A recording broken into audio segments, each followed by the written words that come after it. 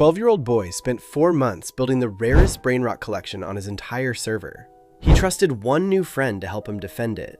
By the next morning, every single Brainrot was gone, and so was the friend.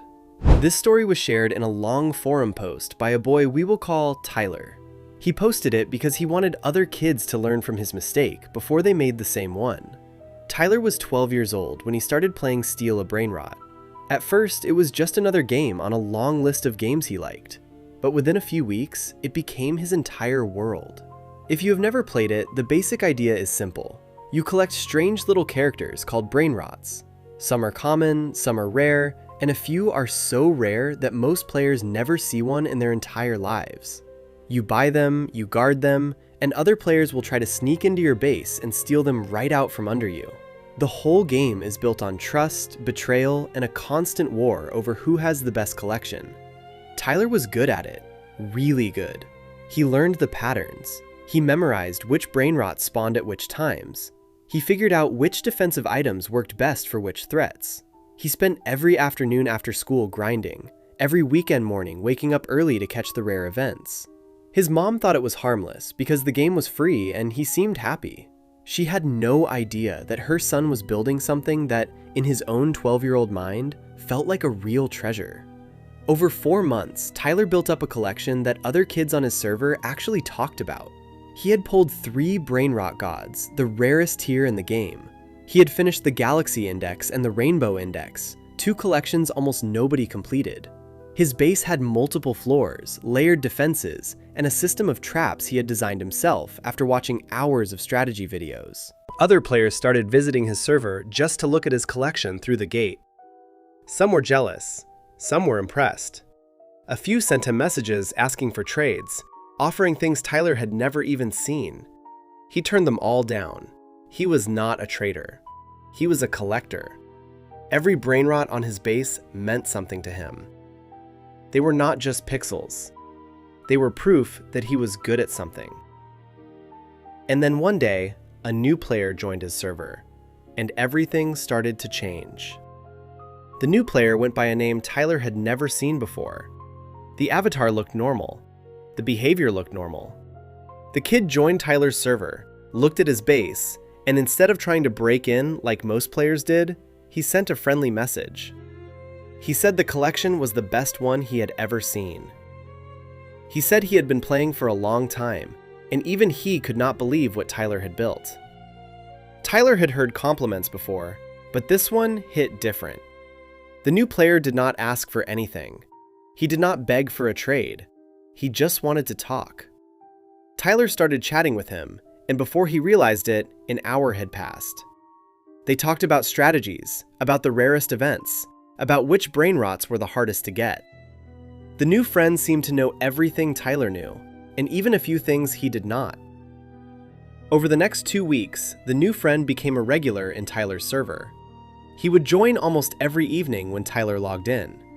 He would help defend the base when other players tried to raid it. He would warn Tyler when someone suspicious entered the server. They built up the kind of trust that only comes from fighting on the same side over and over again. At one point, Tyler asked his new friend a question that, looking back, was the moment he should have noticed something was off. He asked why a player this good was hanging out in his server instead of building his own. The friend gave an answer Tyler accepted without thinking twice. But the real reason had nothing to do with friendship, and Tyler would not figure it out until it was already too late.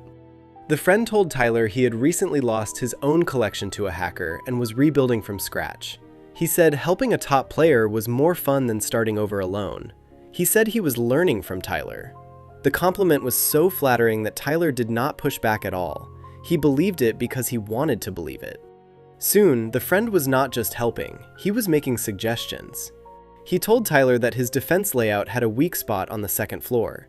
He told him the best traps were in the wrong place. He even pointed out that Tyler's base lock timer was about to run out and he should reset it. Every suggestion sounded reasonable.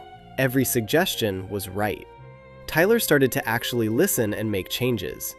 He moved his rarest Brainrots to the spots his friend recommended. He repositioned his traps based on his friend's advice. Without realizing it, Tyler was redesigning his entire base based on the instructions of someone he had known for 2 weeks.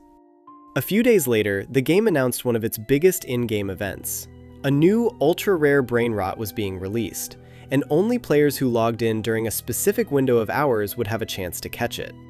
Tyler had been waiting for this kind of event for months. He knew it would be his chance to add the final piece to his collection. The problem was that the event was happening on a school night. Tyler was supposed to be in bed by 10.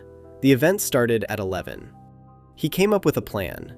He would pretend to go to sleep, wait until his mom finished watching her show, and then sneak back to his computer once the house was quiet. He told his new friend about the plan. The friend got excited. He said he would log in too, and they could grind the event together. He said that with the two of them defending the base, no other player would have a chance to ruin Tyler's run for the new Brainrot. That night, Tyler did exactly what he planned. He went to bed at 10, lay there pretending to sleep, and waited. Around 11:30, he tiptoed down the hallway, opened his computer, and logged in. The event had just started. His friend was already there, waiting in the server. For the next 2 hours, they grinded together. They fought off raiders, they watched the conveyor belt for the new Brainrot to appear. The whole time, the friend was friendly, supportive, even funny. Tyler felt like he was on a team, like he was not alone. Around 1 in the morning, Tyler started getting tired. His eyes were burning. He had school in 6 hours.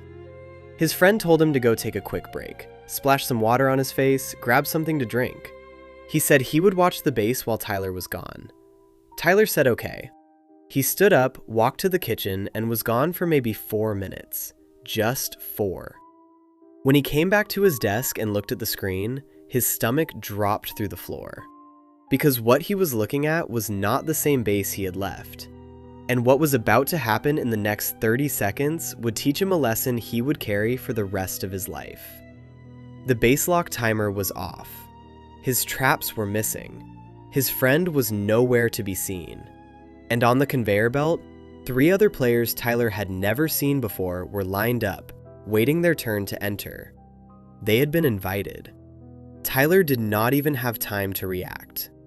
The first stranger walked straight through the open gate, picked up his Galaxy Index Brainrot God, and walked back out. The second stranger followed and grabbed 2 more.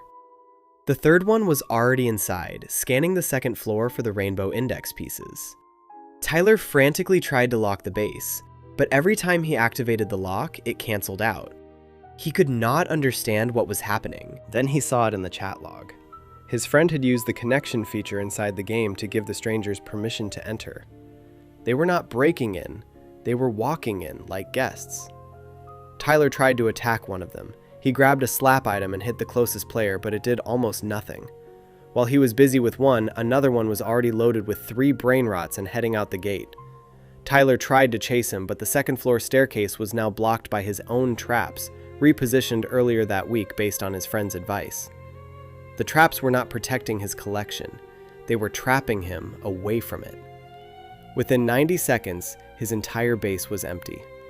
4 months of grinding, 3 Brainrot Gods, 2 completed indexes, and dozens of high-tier collectibles. Gone. The strangers logged out instantly with their loot. His friend's name appeared one last time in the chat with 2 words. "Sorry, kid." Then the friend left the server.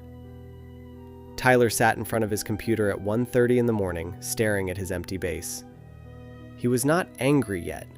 He was just frozen. The feeling had not even hit him yet. He kept refreshing the screen as if the Brainrots would somehow reappear. They did not. He tried to message his friend. The message bounced. He tried to find his profile. The profile was gone. The account had been deleted within minutes of the heist. Tyler realized then that the friend had probably been a throwaway account from the beginning. Someone who joined his server 2 weeks earlier with one purpose: to wait, to gain trust, and to plan exactly how to take everything. Tyler did not sleep that night. But the worst part of the story did not happen on the screen. It happened the next morning at school, when he found out who the friend really was. And it was someone Tyler had been sitting next to in class for the past 3 years. The next day, Tyler went to school running on no sleep, eyes red, barely speaking. At lunch, a kid from his math class sat down across from him with a strange smirk on his face. The kid was named Jordan. They had been classmates for 3 years, but had never really talked. Jordan was quiet, kind of forgettable, the type of kid who blended into the background. Jordan leaned forward and asked Tyler if he had a good night. Tyler looked up, confused. Jordan kept smirking. Then he said one word in a tone Tyler would never forget. He said, "Sorry." Tyler's brain put it together in less than a second. The same word from the chat log. The same person who had been in his server. The kid who had been quietly observing Tyler talk about steal a Brainrot in the classroom for weeks. The kid who knew Tyler's username because Tyler had once mentioned it during a group project. Jordan had been planning the heist since the moment he heard Tyler bragging about his collection. Tyler could not even speak. Jordan got up, took his tray, and walked away. He never said another word about it. He did not get caught. The school could not do anything because no real crime had been committed. The Brainrots were not real. The friendship was not real. The only thing that was real was how it felt. Tyler logged into the game one more time after that day. He stood in his empty base for a long minute. Then he logged out and did not come back for 2 months. When Tyler finally wrote about what happened, he said the hardest part was not losing the collection. He said he had lost things before. He had broken phones, lost saves, deleted accounts by accident. None of it hurt like this.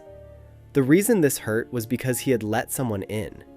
He had trusted someone he barely knew because that person told him exactly what he wanted to hear. And the moment he trusted, he made himself a target.